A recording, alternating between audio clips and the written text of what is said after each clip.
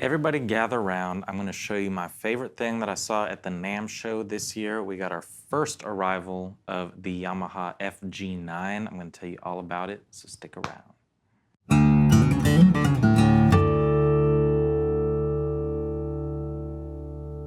How's it going, y'all? This is Cooper Greenberg here at Alamo Music Center in San Antonio, Texas. You can find us online at alamomusic.com. If you haven't already, please subscribe to the channel.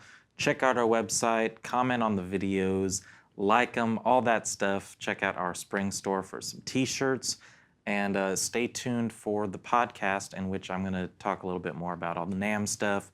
I got a lot to say that will take much longer than a quick video on this, so check out the podcast. That episode will be coming soon.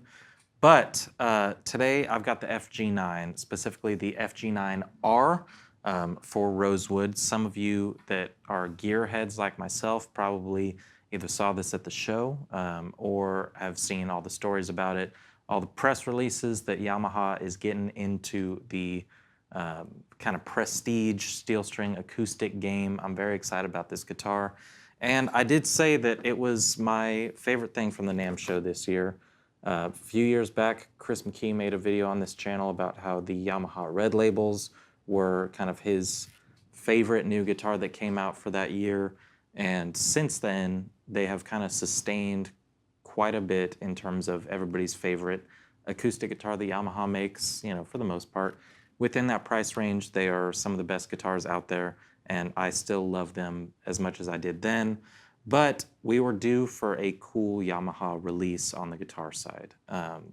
If you have not been to the NAMM show, on the main floor, you've got every brand you can think of, with the exception of all of the ones that have pulled out over the last few years. But, you know, there's usually Taylor representation and Martin representation and, you know, Guild, Cordoba, Yamaha.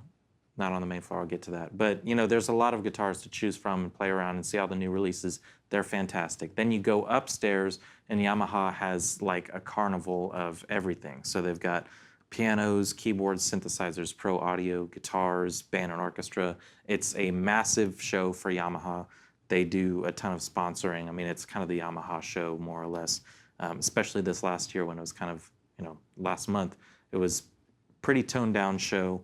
But Yamaha has a great kind of exhibit, and they show off all their new stuff.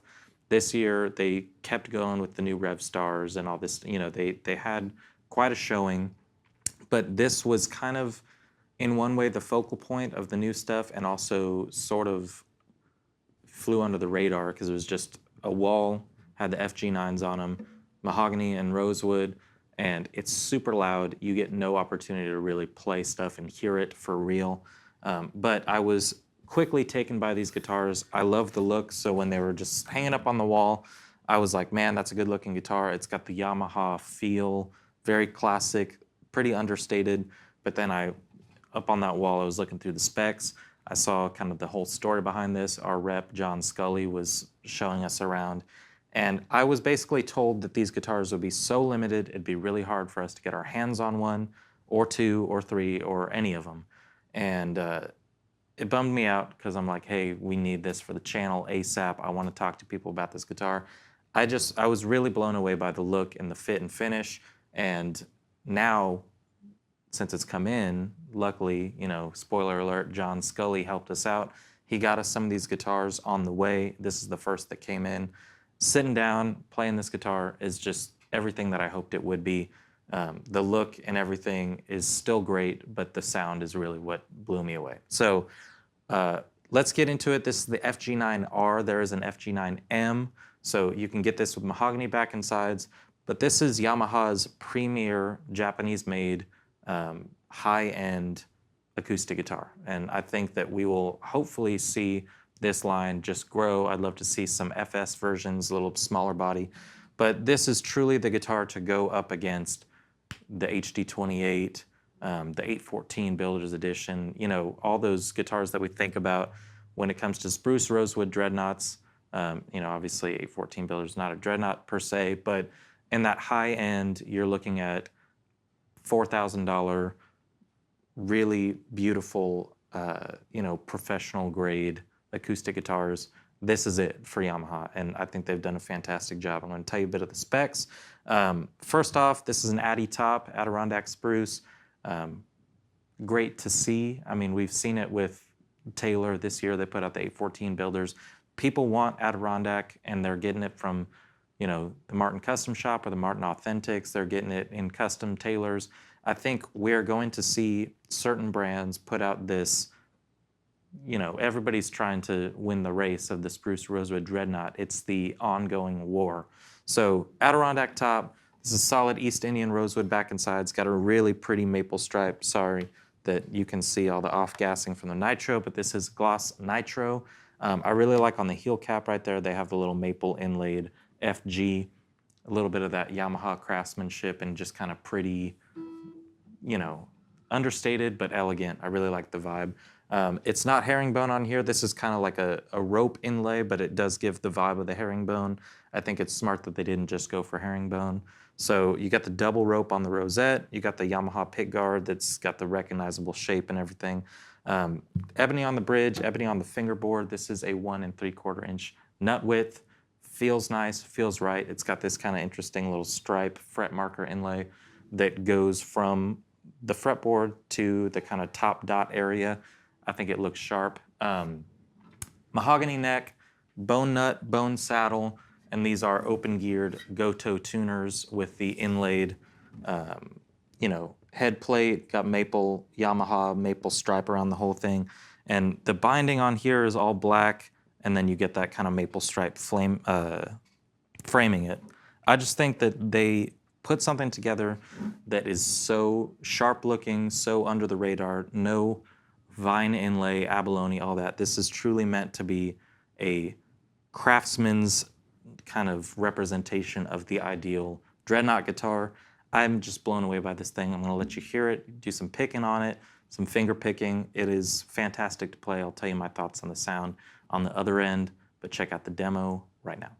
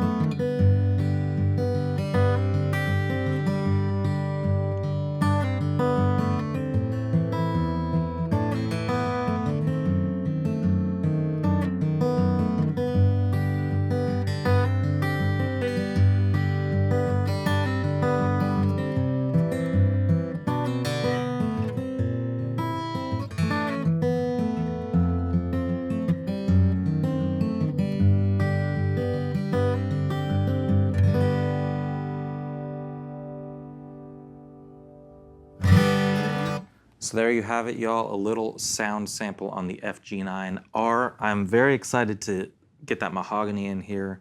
I do not have a dreadnought acoustic right now. I play OMs for the most part, but part of me always is wanting like the classic big strummer Dreadnought. And also kind of, I love playing sort of bluegrass country type stuff. I think there's a certain mystique about the Dreadnought guitar. It's been talked about at length by every person out there. You don't need to hear how cool the Dreadnought is, but in my mind, it's always been HD28 or D18. It's really hard for me to choose between rosewood and mahogany. I want both of them, but I don't buy guitars too often, so I'm always kind of looking for the next thing to totally blow my mind, because that will be the thing that I really want to add to the collection. I think that this guitar will be a long-standing favorite. I think it's going to blow people's minds when you put it up against all these different, other classic Addy top, rosewood back and sides, same with the mahogany. I think that it will go toe-to-toe with any of those guitars, and a lot of people will favor it. Extremely comfortable satin neck. It just feels great. It came out of the box set up absolutely perfect. I love the open gear. I think they're going for something that's vintage inspired, but still obviously with the inlays, with the black tuners. They're kind of like a smoked nickel kind of vibe. Their Gotos, like I said, I don't know what the exact finish is, but it's kind of the metallic smoked look. I think they look sharp. I just love how clean this guitar is. It's nothing, superfluous just to make it look fancy. It is not a cheap guitar. Like I said, both the FG9s come in right around $4,000. I think it's like $100 or $200 difference between the mahogany and the rosewood. But obviously, when we get that mahogany in, we're going to show you that one as well. We will do comparisons as we have stuff in stock, but all these guitars that I'm mentioning, they're constantly selling. So it's hard to have two in stock at the same time. And this one has already sold. So oftentimes, if you've bought a guitar from us that's limited like this or hard to get a hold of, sometimes we ask, hey, can we make a video with it before it goes out? So luckily, Ken let us play this guitar before it ships out to him today.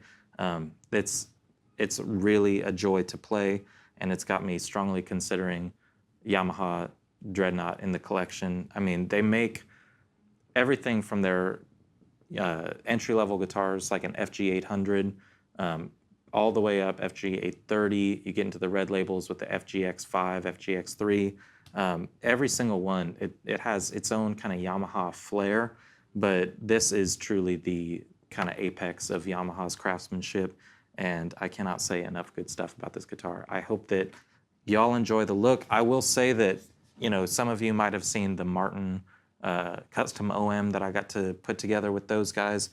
This is kind of the look that I love, that I like to go for. Obviously on that one I did herringbone, purfling, and rosette, Addy top, and I just love really dark rosewood with a bright, pretty Adirondack top. It's nothing original. Everybody's been doing it, but that's the stuff I like, so I feel like this guitar kind of speaks to me in an aesthetic way. And then the tone, that bass is super strong, but it's not, like Josh said when I started playing it, it's not boomy, it's not over the top. It's reined in perfectly to where you get all that sound that you want, and the overtones of the rosewood, and the punch and snap of that Adirondack top all combine into a really balanced, very straightforward classic sound. And the playability is amazing. So you can tell I like this guitar. This one's sold already. We're waiting on the mahogany, so when that one gets in, we'll show that one to you. And then luckily, we have some of these kind of planned for arrival. So in a few months, like I said, they're pretty hard to get our hands on right now. I think probably towards the end of the year and into next year, we'll see a little bit steadier production of these. But I think they're being smart and safe with rolling this out, because it's going to take a while to get people into seeing Yamaha acoustics as $4,000 guitars. But when they put stuff out like this, I think if you can get your hands on one, play one, you'll understand. These are, everything that Yamaha makes in Japan is unreal. Rev Stars, they're great guitars. Red labels, awesome. I'll quit saying a bunch of nonsense. I love this guitar. If you want to learn more about it, you can find it on our website. Like I said, this one's gone, but if you're seeing this in the future, we might have one in stock. So please reach out to us. You can chat with us online, ask any questions about it, and if you're in the area, we'd love to have you come in and play these things and be champions of Yamaha acoustics. They're amazing. So I hope you dig it. I hope you feel the way I feel about this guitar. Please let us know in the comments what you think, and if you haven't, please subscribe to the channel. We'll get you some more NAMM-related content with all the new releases ASAP, and thank you very much for watching. Have a good one.